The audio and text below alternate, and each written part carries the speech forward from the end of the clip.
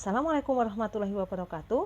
Hari ini Bu Erni akan melanjutkan perkuliahan mengenai ergonomi 1 atau kita sebut sebagai analisis perancangan kerja. Untuk materi hari ini nanti Bu Erni akan menjelaskan sekilas, akan Bu Erni review materi mengenai tata cara kerja atau analisis perancangan kerja, dan nanti akan Bu Erni tambahi mengenai peta kerja. Bagaimana sistem kerja yang terbaik? Untuk bisa menganalisis kebaikan dari sistem kerja, mestinya kita harus paham dulu apa itu sistem kerja yang baik. Sistem kerja yang terbaik adalah sistem kerja yang memiliki efisiensi dan produktivitas yang setinggi-tingginya. Nah, efisiensi ini bisa juga diartikan sebagai penghematan. Kemudian produktivitas ini diartikan sebagai banyaknya produk yang dihasilkan per satu satuan waktu. Semakin produktif, maka produk yang dihasilkan per satu satuan waktu itu semakin tinggi.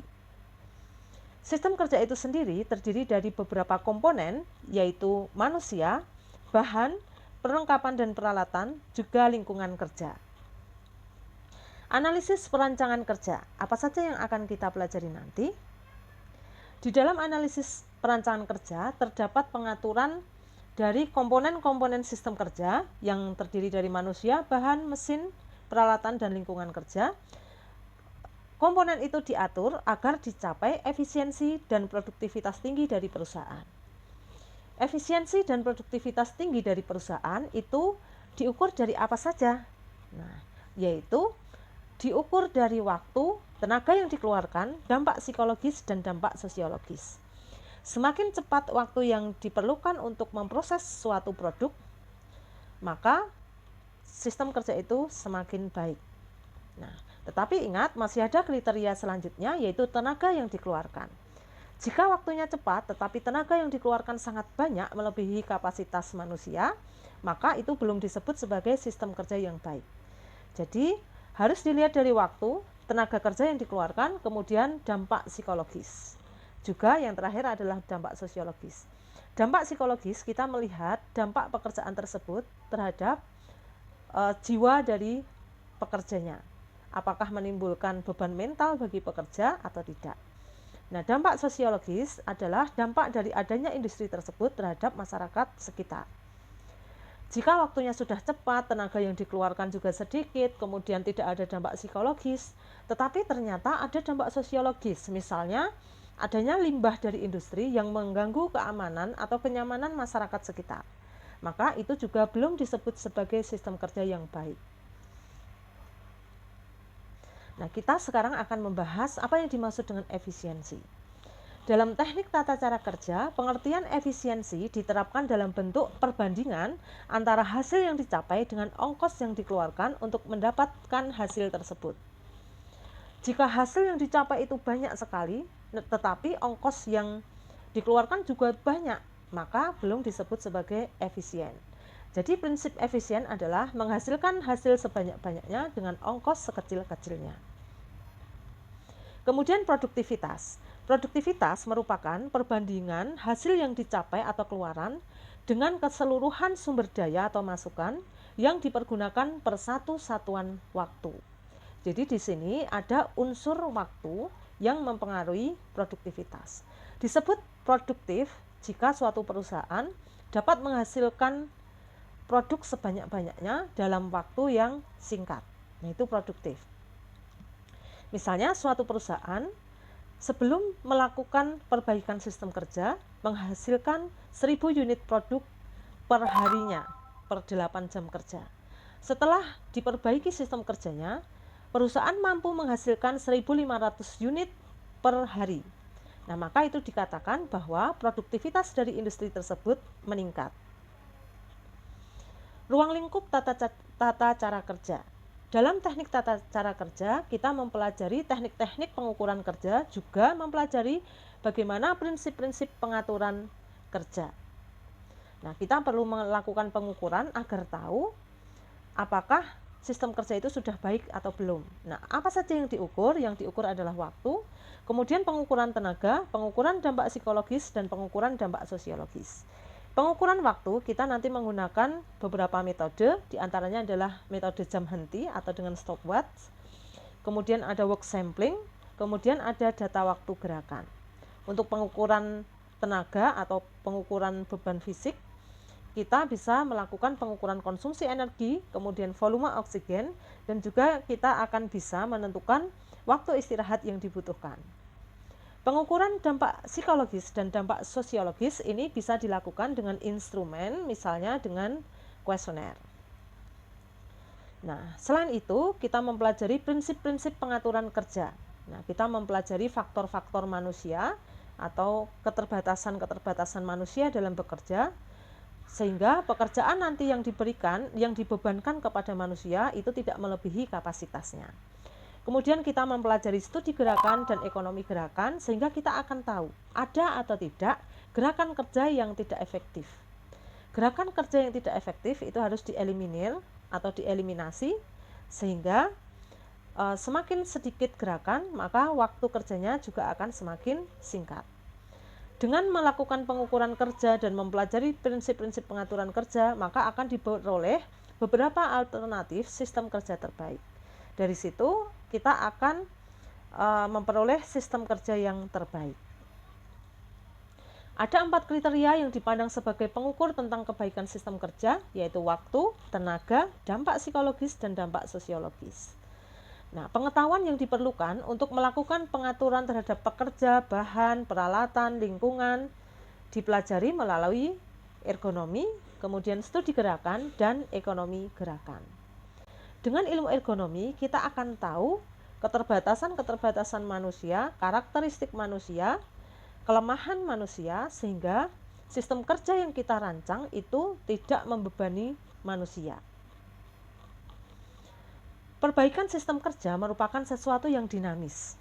Tidak ada cara yang terbaik, tetapi selalu ada cara yang lebih baik.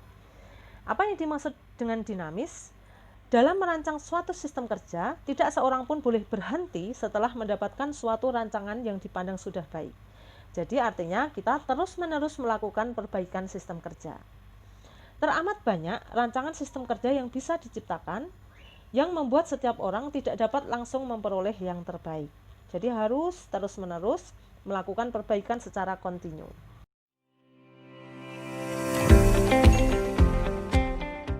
Bagaimana prinsip pengangkatan yang baik? Nah, misalnya pada gambar A, ini merupakan contoh pengangkatan beban yang keliru. Karena apa? Karena pengangkatan beban bertumpu pada bagian tulang belakang.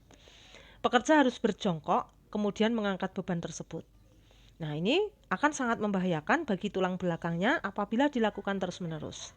Akan lebih baik jika benda kerja itu diletakkan pada meja kerja yang sudah diukur sedemikian rupa, sehingga pengangkatan tidak bertumpu pada tulang belakang.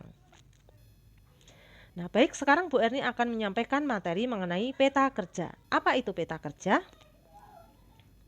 Untuk bisa menciptakan sistem kerja yang baik, maka kita harus bisa menganalisa masalahnya.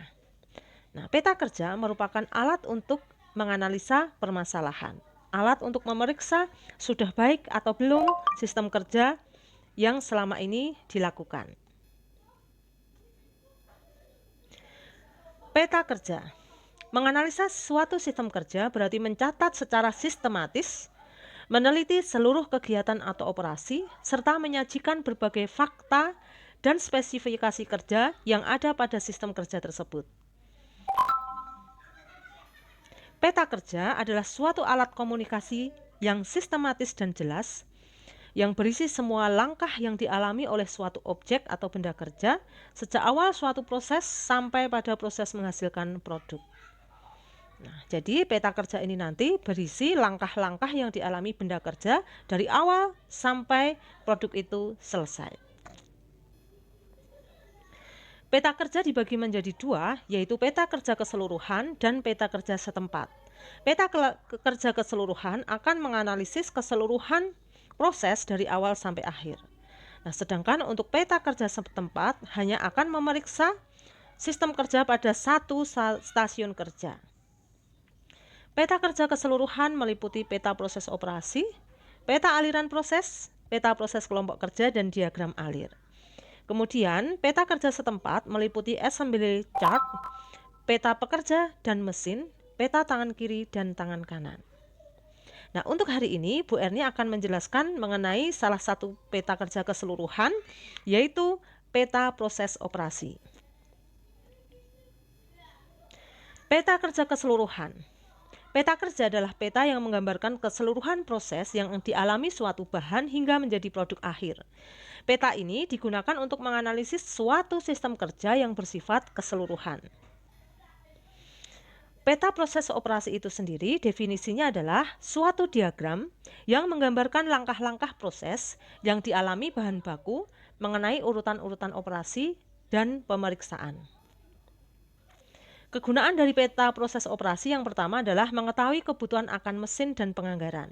Karena di dalam peta proses nanti kita akan mempelajari bagaimana material itu diproses, kemudian mesin apa yang dibutuhkan, kemudian waktu dari masing-masing proses operasi tersebut. Kemudian yang kedua, kegunaan peta proses operasi adalah memperkirakan kebutuhan akan bahan baku. Nah, lambang-lambang pada peta kerja diantaranya adalah berbentuk lingkaran yang artinya untuk kegiatan operasi, kemudian anak panah tersebut untuk kegiatan transportasi, kemudian yang berbentuk kotak tersebut untuk kegiatan pemeriksaan, yang berbentuk segitiga untuk kegiatan penyimpanan, yang berbentuk seperti setengah lingkaran itu untuk kegiatan menunggu atau delay. Kemudian untuk aktivitas gabungan itu bisa digambarkan misalnya lingkaran dengan kotak yang artinya gabungan dari proses operasi dan proses pemeriksaan. Apa itu proses operasi? Operasi adalah suatu kegiatan apabila benda kerja mengalami perubahan sifat baik fisik maupun kimiawi. Jadi ada perubahan dari benda kerja. Nah, atau proses operasi kalau pada bidang jasa bisa juga proses mengambil informasi maupun memberikan informasi pada suatu keadaan. Nah, misalnya di suatu bank proses operasinya bisa kita memberikan informasi kepada nasabah, kemudian melakukan perhitungan. Nah, itu juga termasuk proses operasi di bidang jasa. Nah, kalau di bidang manufaktur, proses operasi ditandai dengan adanya perubahan yang dialami oleh benda kerja. Yang kedua adalah pemeriksaan yang dilambangkan dengan bentuk kotak seperti itu atau persegi ya. Suatu kegiatan pemeriksaan terjadi apabila benda kerja atau peralatan mengalami pemeriksaan, baik untuk segi kualitas maupun kuantitas. Lambang ini digunakan jika kita melakukan pemeriksaan terhadap suatu objek atau membandingkan objek tertentu dengan suatu standar. Misalnya, mengukur dimensi benda, memeriksa warna benda, membaca alat ukur tekanan uap pada suatu mesin uap. Nah, itu merupakan kegiatan pemeriksaan. Transportasi sekarang. Suatu kegiatan transportasi terjadi apabila benda kerja, pekerja, atau perlengkapan mengalami perpindahan tempat yang bukan merupakan bagian dari suatu proses operasi. Jadi misalnya benda kerja diangkut dari satu mesin ke mesin yang lain. Kemudian sekarang menunggu. Proses menunggu terjadi apabila benda kerja atau pekerja atau perlengkapan tidak mengalami kegiatan apa-apa selain menunggu. Misalnya benda menunggu untuk diproses. Nah, kegiatan ini yang harusnya kita kurangi. Baik, sekarang yang terakhir yaitu mengenai penyimpanan. Proses penyimpanan terjadi apabila benda kerja disimpan untuk jangka waktu yang cukup lama. Jika benda kerja tersebut akan diambil kembali, biasanya memerlukan suatu prosedur atau perizinan tertentu. Nah, contohnya pada gambar ini, benda yang sudah jadi atau produk yang sudah jadi disimpan di gudang.